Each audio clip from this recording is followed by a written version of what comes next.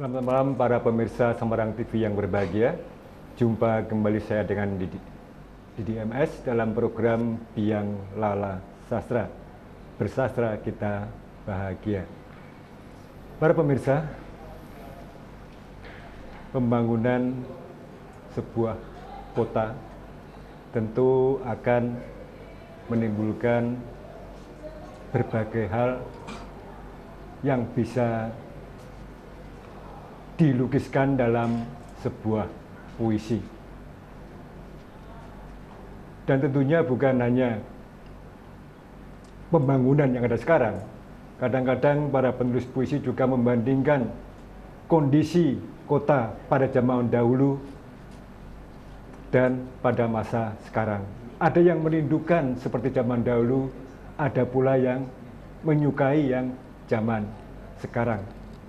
Tentunya setiap orang atau penulis puisi mempunyai pandangan yang berbeda tentang geliat pembangunan yang ada.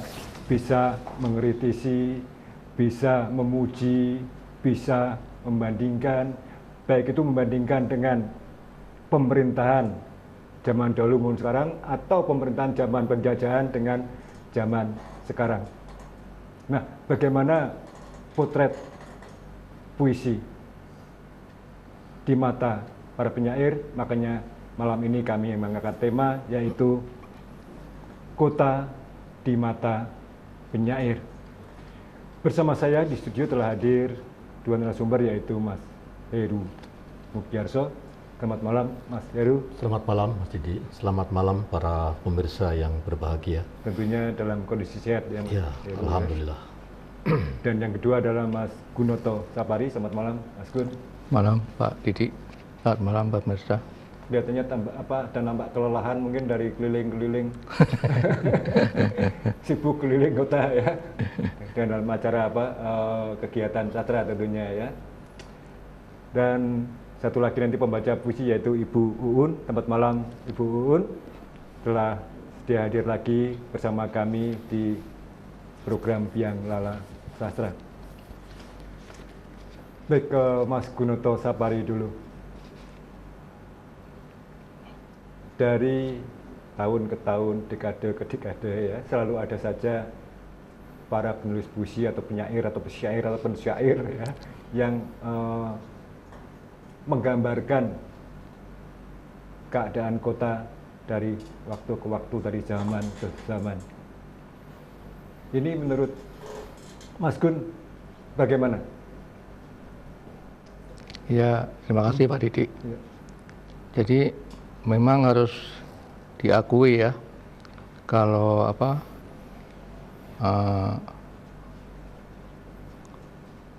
tema kota itu menjadi salah satu ciri puisi Indonesia. Artinya para penyair Indonesia itu banyak yang menulis tentang kota.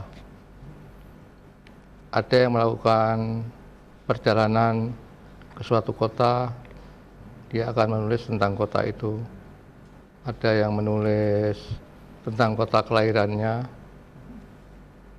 ada yang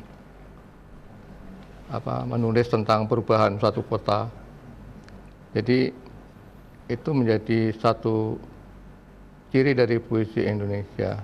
Para penyair penting Indonesia seperti Rendra, seperti Djoko Damono, Toto Sudarto Baktiar, Abdul Hadi WM, itu banyak menulis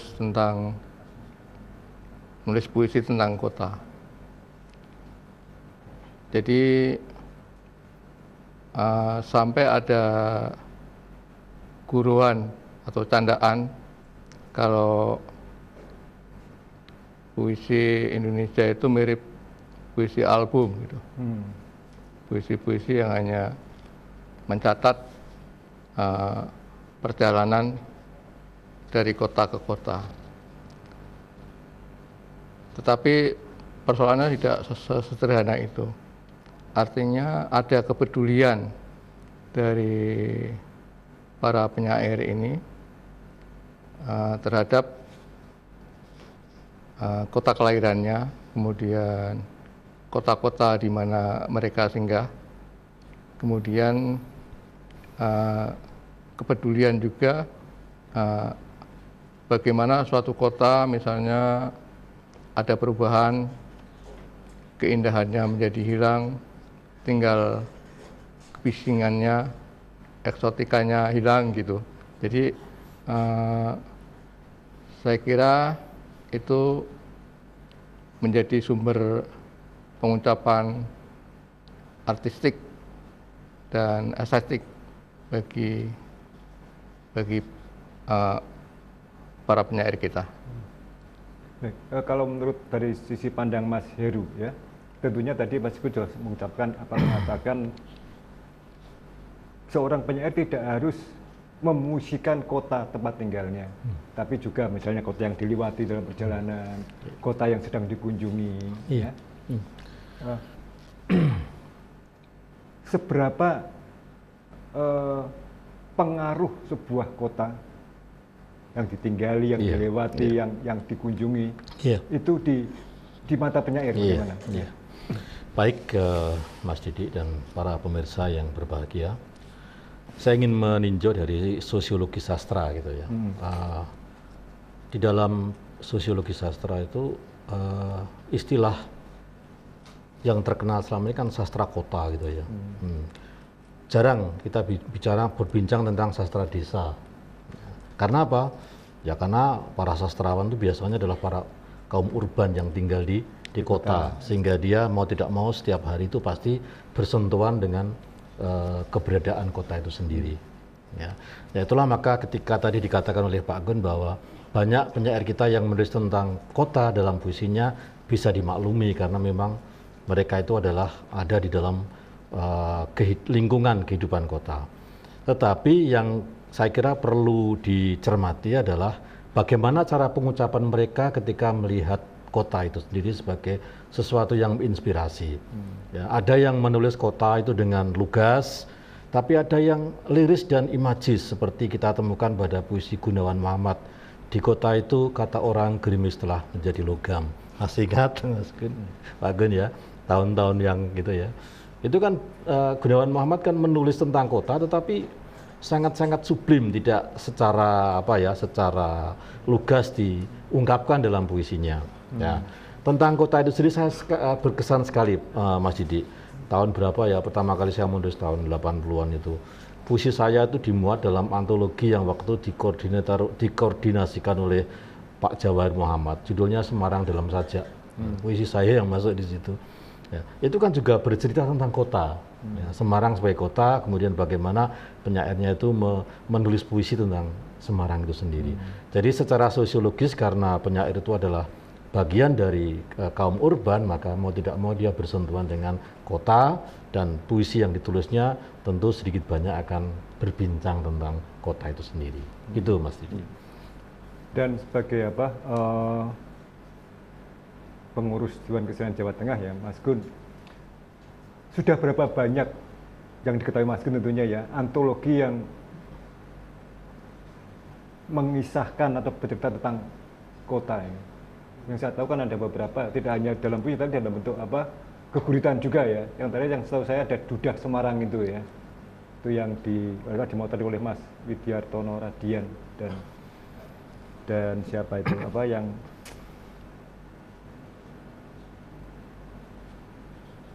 sering mengadakan Rebu Legen di TBR itu siapa? Unes, ya, siapa? Yang sering mengadakan acara Rebu Legen di TBRS. Oh, di TBRS, saya kurang mana. Saya lupa namanya, ya itu kan itu yang terakhir yang Dudah Semarang itu ya. Kemudian Timur dan Beno itu yang kalau nggak salah Langit Semarang. Ya. Kemudian ada lagi Tugu Muda, itu tentang kisah kepahlawanan ya itu ya. Itu yang tahu, mungkin yang dari Mas Gun ada yang lain mungkin antologi tentang kota Semarang. Ada ini Kudus itu sajak Kudus. Oh yang ya. Kudus. Iya. Sajak Kudus.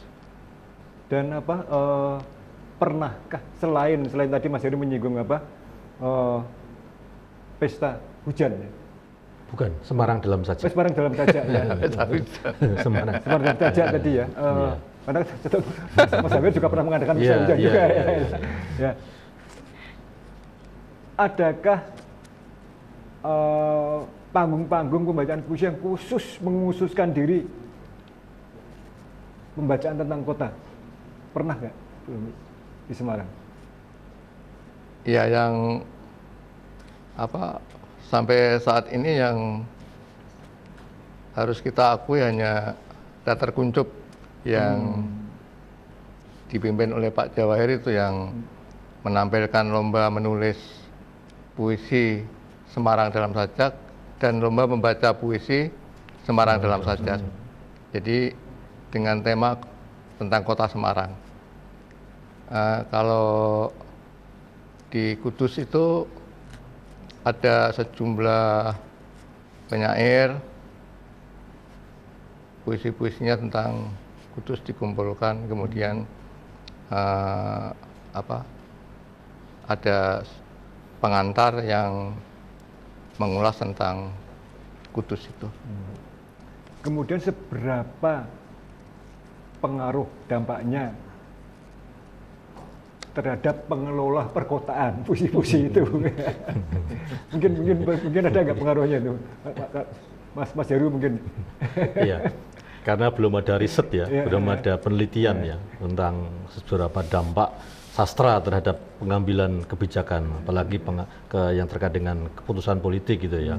Tapi setidaknya begini Mas Didi, bahwa sastra itu peduli, gitu ya. Sastra itu peduli, kemudian dimunculkan dalam karya-karya, terlepas apakah nanti akan dibaca oleh para pengambil keputusan atau tidak, tapi kita sudah memberikan suatu ya masukan melalui karya sastra itu sendiri. Menurut saya seperti itu. Ya harapannya tentu ada para pejabat-pejabat yang memiliki kepekaan sastra sehingga kemudian itu bisa menjadi bahan inspiratif bagi mereka untuk mengambil keputusan. Gitu. Dalam menurut Mas Gun ada nggak pengaruhnya?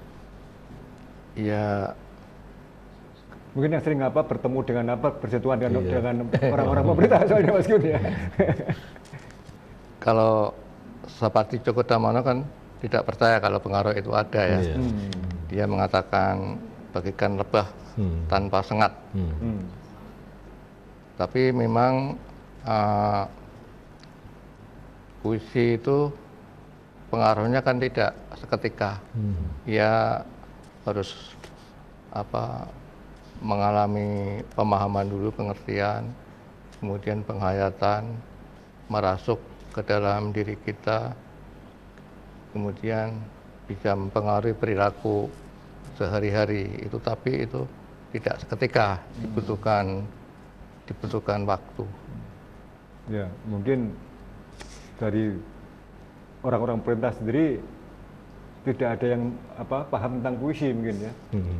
Jadi mungkin perlu diadakan penasihat gubernur, penasihat wali kota tentang yang Dulu almarhum Pak Eko Budiarjo itu sebenarnya kan merupakan jembatan antara sastra dan ya Pak Gud ya, sastra dengan pemerintah kota ya. Dia sempat menjadi ketua DP2K ya, DP2K ya. Tapi sekaligus seorang sastrawan juga, beliau seniman. Jadi ya kita harapkan ada seperti almarhum itu yang bisa menjembatani. Menurut pengamatan Mas Gun, Mas Heru, bagaimana pengaruh Pak Eko waktu itu? Ya paling tidak dia sudah menyuarakan itu kan. Ya, menyuarakan itu ada artikulasi yang jelas tentang bagaimana bahwa seni itu bisa menyumbang terhadap pengembangan tata kota dan sebagainya. Ya, paling tidak ada jembatannya gitu Mas Didi. Ada jembatan antara seni sastra dan budaya dengan birokrasi, itu kan harus ada yang menjembatani. Ya, mungkin Mas Heru ingin mengumpulkan bagaimana memandang kota Semarang dengan puisinya. Silakan Mas Heru. Iya, sebentar. Judulnya Aku Bayangkan Semarang, karya Mas Heru Mugiarso sendiri. Ya.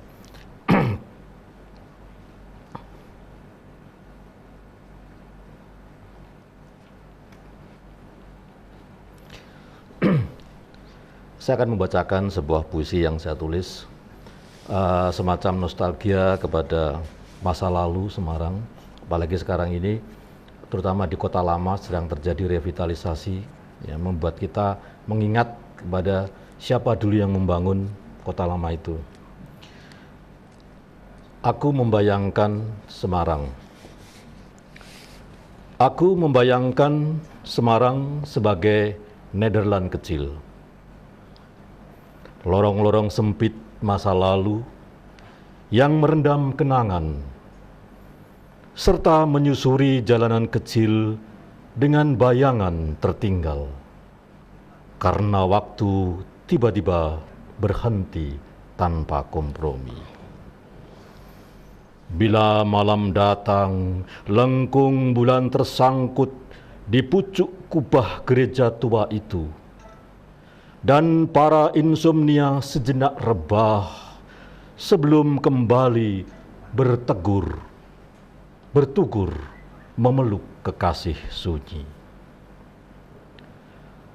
Aku membayangkan Semarang sebagai dongeng lama tentang peri atau tentang Cinderella yang selalu melihat arloji di tangannya untuk segera beranjak meninggalkan mewah pesta sebelum jam 00 tiba. Semarang 2019. Begitu, Mas Ini Didi. tadi Mas Heru membayangkan membandingkan dengan zaman Nederland gitu. Iya, dengan keadaan di Iya, dengan- iya, negara yang membangun kota kecil itu kan, kota lama itu kan Belanda itu ya.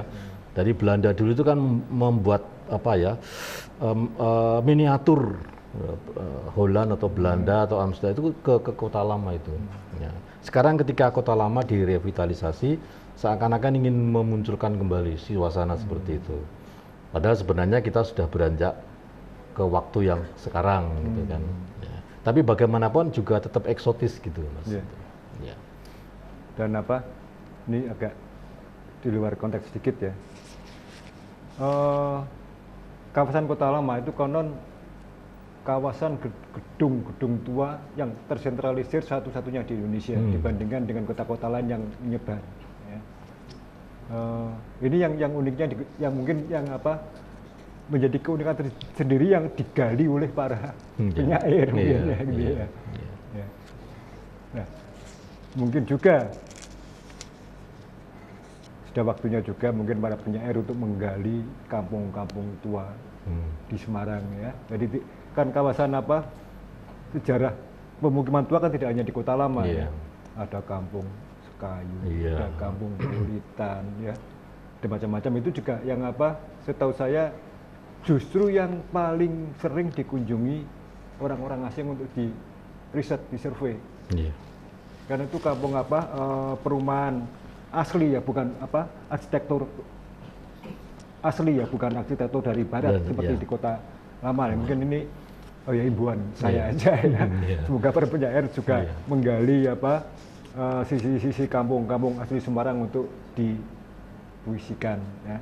Ada Gabahan, ada kampung Bustaman ya. Kemudian masih banyak, saya rasa masih banyak ya yang bisa digali dari sudut-sudut tua Semarang, selain yang kekiniannya tentunya ya. Demikian para pemirsa, bincang-bincang kita akan kami lanjutkan lagi setelah jeda iklan berikut ini.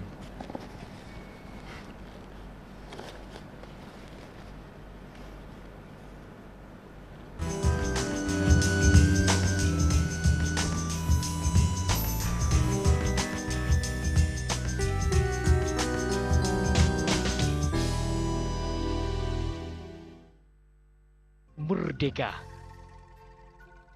1945 Indonesiaku merdeka. Seluruh rakyat bersuka cita, sujud syukur pada Sang Kuasa. Perjuangan panjang yang tak sia-sia, nyawa pejuang sebagai taruhannya. Merdekalah Indonesia. Perjuangan mati-matian memenangkan semua pertempuran, tak mundur di medan perang sampai titik darah penghabisan. Terima kasih kuucapkan untukmu para pejuang yang tak kenal takut, tak tahu mati, hingga merah putih di udara. Merdeka!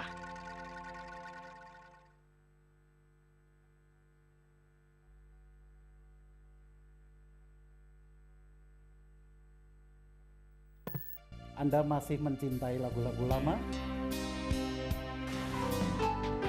Ku ingat ada yang abadi. Be mine once again.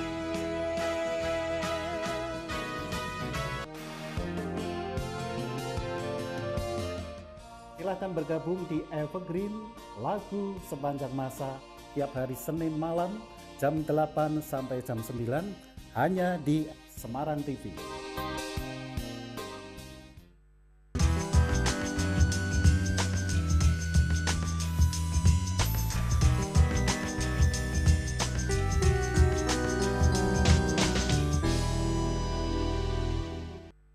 Terima kasih pemirsa, Anda masih setia di saluran 52 UHF Semarang TV dalam program Biang Lala Sastra, Bersastra Kita Bahagia.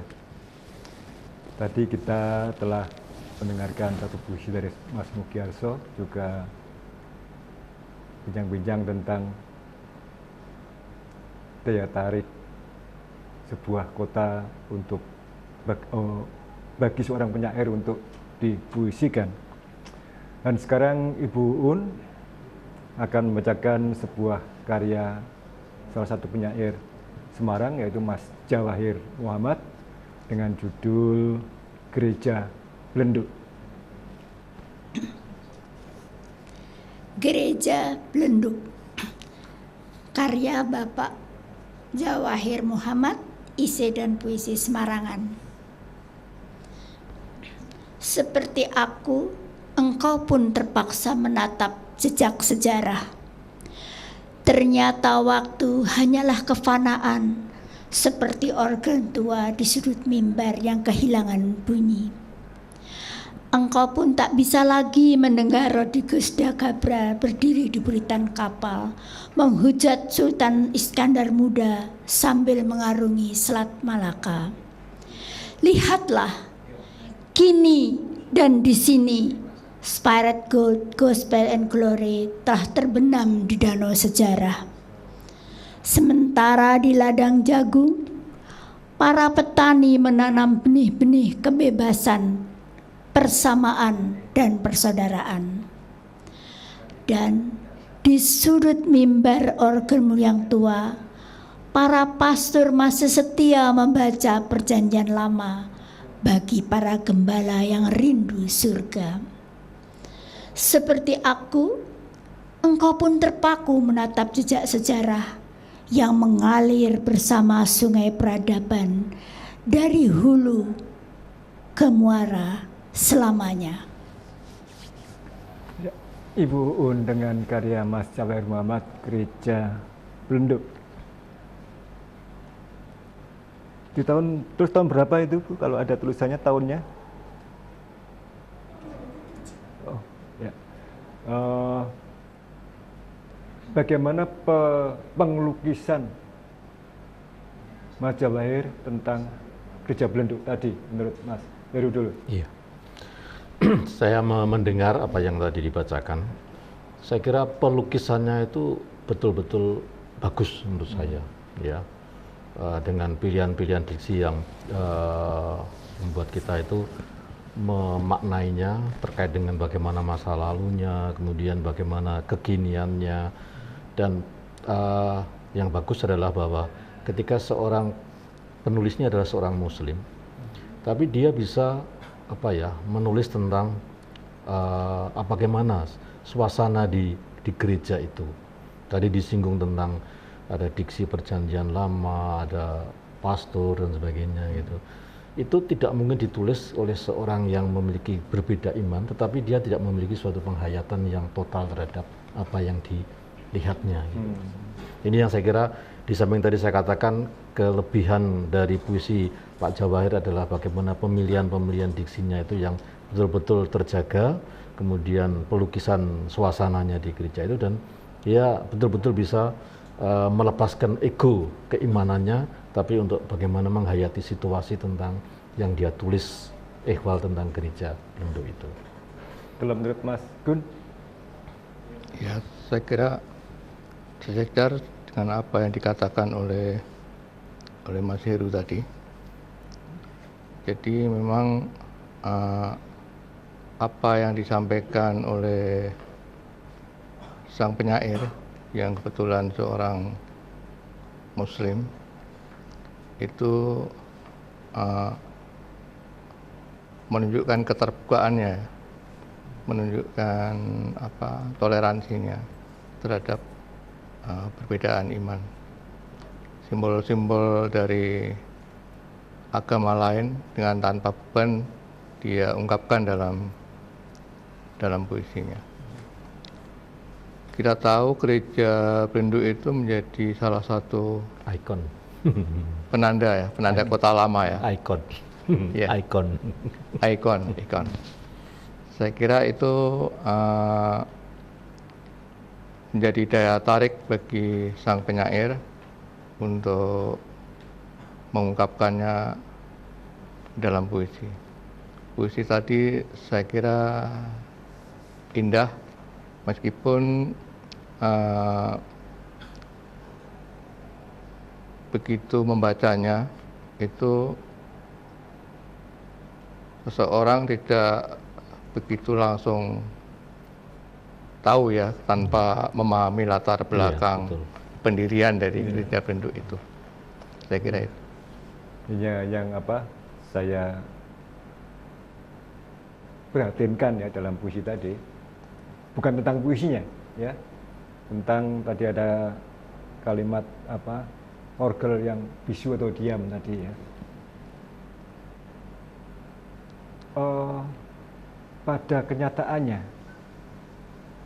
memang orgel itu sekarang hanya sebagai pajangan karena sudah tidak bisa diperbaiki. Jadi kerusakannya begitu parah ya, sudah total parahnya, jadi terlalu parah jadi tidak bisa diperbaiki, jadi sekarang hanya sebagai pajangan.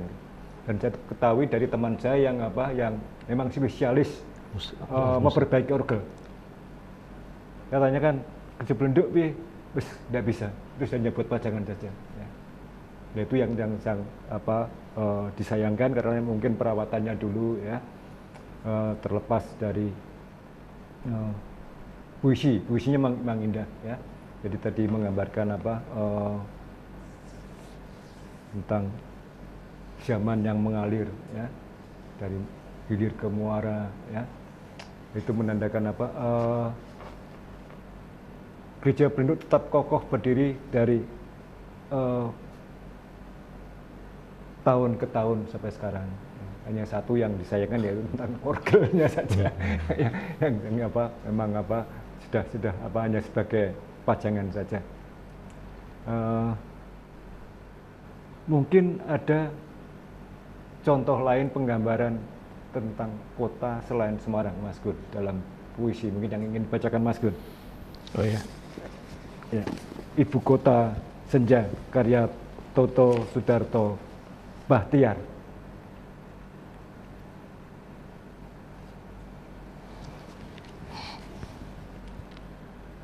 Ibu kota senja. Penghidupan sehari-hari, kehidupan sehari-hari. Antara kuli-kuli berdaki dan perempuan telanjang mandi.